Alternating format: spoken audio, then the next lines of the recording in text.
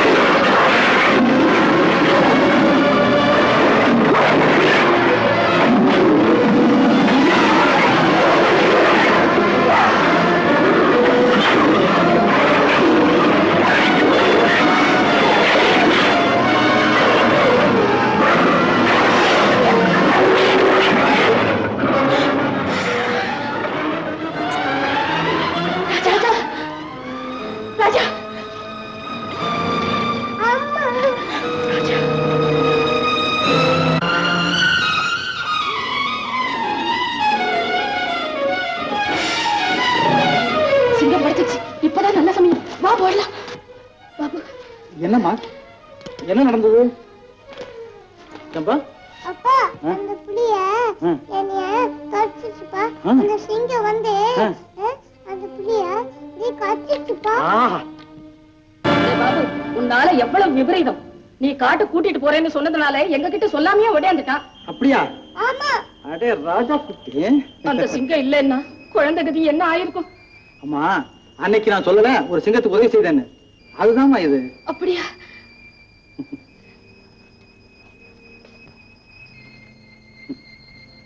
நீ காட்டு ராஜா, மிருகங்களுக்கு தலைவன், நன்றி மறக்காதவன், இப்படி எல்லாம் எத்தனையோ கதைகளை படிச்சிருக்கேன். ஆனா உன் சிறப்பை இப்பதான் நேர்ல நான் பார்த்தேன். சாதாரண ஒரு முள்ள உன் காலேந்து எடுத்ததுக்காக என் அடுத்த தலைமுறையை காப்பாற்ற. இனிமே என் வாழ்நாள்ல உன் வம்சத்தையே நான் வேட்டையாடுறேன், இது உறுதி.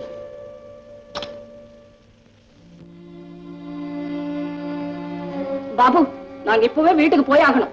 ஆமாங்க, எனக்கு ஜுரமே வந்த மாதிரி இருக்கு, உடம்பெல்லாம் நடுங்குது. வாடா போலாம்.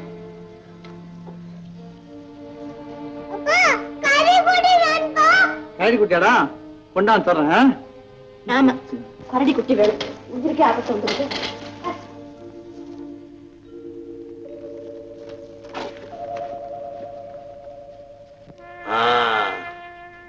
அவ்வளவு பெரிய ஆபத்து நடந்திருக்கு, பேரன் தப்பிச்சது பெருமாள் செயல்னு சொல்லு. அதை ஏப்பா கேக்குறீங்க? அந்த பயத்துல ஏற்பட்ட அதிர்ச்சி இன்னும் என் மனசு விட்டு போகல. இத பாருங்க, நீங்க என்ன செய்வீங்களோ அது எனக்கு தெரியாது. உங்க பேரனை காப்பாத்துக்க வேண்டியது உங்க பொறுப்பு, அவ்வளவுதான் நான் சொல்லுவேன். நான் ஒரு முடிவுக்கு வந்துட்டேன். என்னங்க? இல்லாட்டா அவையும் குழந்தையும் நான் என் வீட்டுக்கு அழைச்சு போயிடுறேன். அது எப்படிப்பா முடியும்? குழந்தைய பிரிஞ்சு அவரால் ஒரு நிமிஷம் கூட இருக்க முடியாது. நீ சும்மா இருமா. இன்னைக்கு நடந்த சம்பவத்தை பார்த்தல, அந்த சிங்கம் வரலன்னா உன் குழந்தை கதி என்ன ஆயிருக்கும்? பேசாம உங்க அப்பா சொல்றபடி கேளு. குழந்தைய பாக்கணும்ன்ற ஆசையில மாப்பிள்ளை வீட்டுக்கு வருவாரு, அதுக்கு மேல நான் ஆக வேண்டியதை பாத்துக்கிறேன். அதுல ஒரு தப்பு இருக்குது. ஏன்னா இந்த காலத்து மாப்பிள்ளைங்க மனைவிங்கிற ஸ்பேனரை எடுத்துக்கிட்டு மாமனாருன்ற நட்டை கைட்டிடுறாங்க. அந்த மாதிரி நம்ம மாப்பிள்ளை செஞ்சுட்டா நான் என்ன செய்யறது? அப்படி எல்லாம் உங்ககிட்ட தவறா நடந்துக்க மாட்டான். லதா, புறப்படுமா? அத்தை, அவரும் வரட்டும். எதுக்கும் அவர்கிட்ட ஒரு வார்த்தை சொல்லிட்டு. சரிதான், போ. அவன் வந்ததுக்கு அப்புறம் சாமானியமா குழந்தைய விட்டுடுவானா? சீக்கிரம் புறப்படுமா?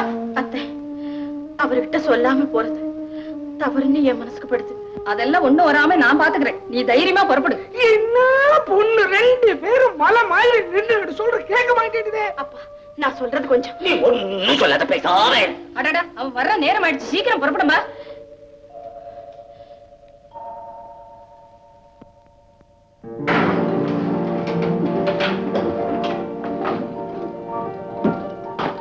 ஜோகா, வண்டியில காட்டுக்குட்டி இருக்கு போய் எடுத்துட்டு வா.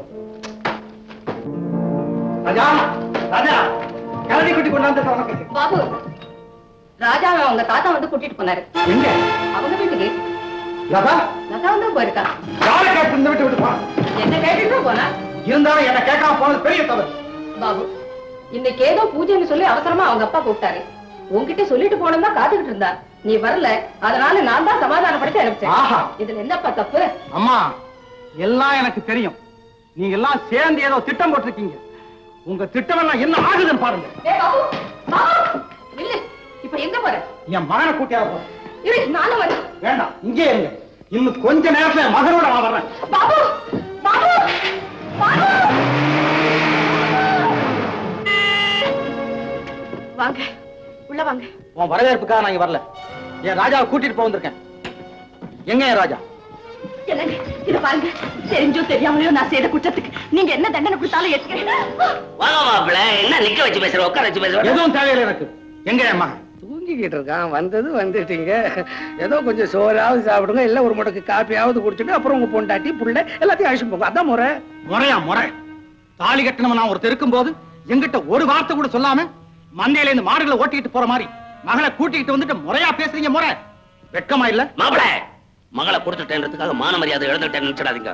மகளை கூட்டிக்கிட்டு வந்ததுக்கு அப்புறம் கூட இதெல்லாம் உங்ககிட்ட இருக்குன்னு நினைக்கிறீங்களா? மாப்பிள்ள, பேசாதே. இது மாமனாருக்கு மருமகனுக்கு நடக்கிற உறவு போறாங்க. உங்களுக்கு எனக்கு இனி எந்த உறவும் கிடையாது. எனக்கு வேண்டியது என் மகன். ராஜா, ராஜா,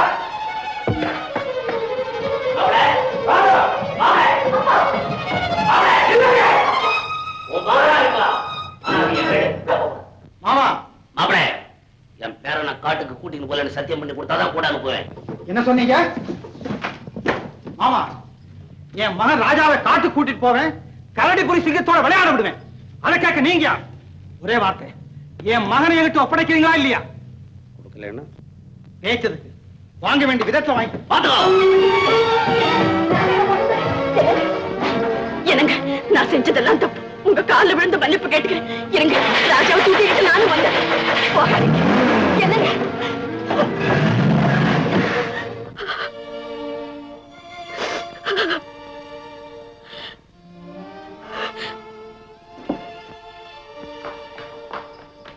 லதா, எங்க போற? குழந்தை வரைக்கும் போலாம் பாக்குறியா?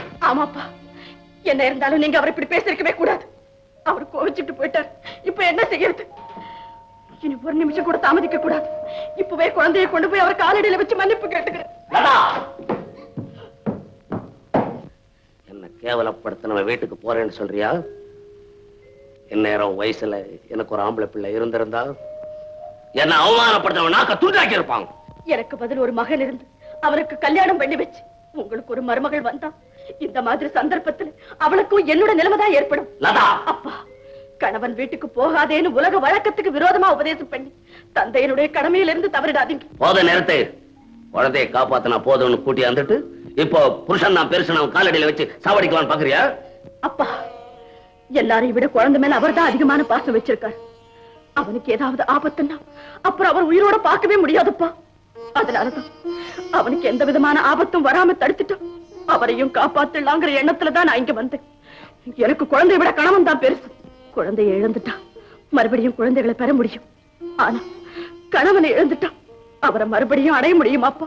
நீங்களே சொல்லுங்க. லதா, நீ பேசுனதுல நான் பெருமை அடைகிறேன். உன் பண்பை நான் பாராட்டுறேன். உண்மையா கோச்சுக்கிட்டேன்னு நினைக்கிறியா நீ? உங்க அத்தை சொன்னதுக்காகவும் உன் மகனுடைய நன்மைக்காகவும் சும்மா ஒரு நாடகம் ஆன, எவ்வளவுதான். அப்படின்னா இப்பவே ராஜா அழைச்சிக்கிட்டு போய் அவரை சமாதானப்படுத்தும். புறப்படுங்கப்பா. வேணாம், இப்ப போகக்கூடாது. போனவர் கொஞ்சம் கோபமா போயிருக்கிறார். அது தனியறதுக்கு கொஞ்சம் நேரமாகும். தவற இருட்டுற நேரம் காலம்பரை நானே உங்களை கூட்டிட்டு போய் விடுறேன். நீ போ, கண்டிப்பா நான் கூட்டிட்டு போய் விடுறேன். போமா.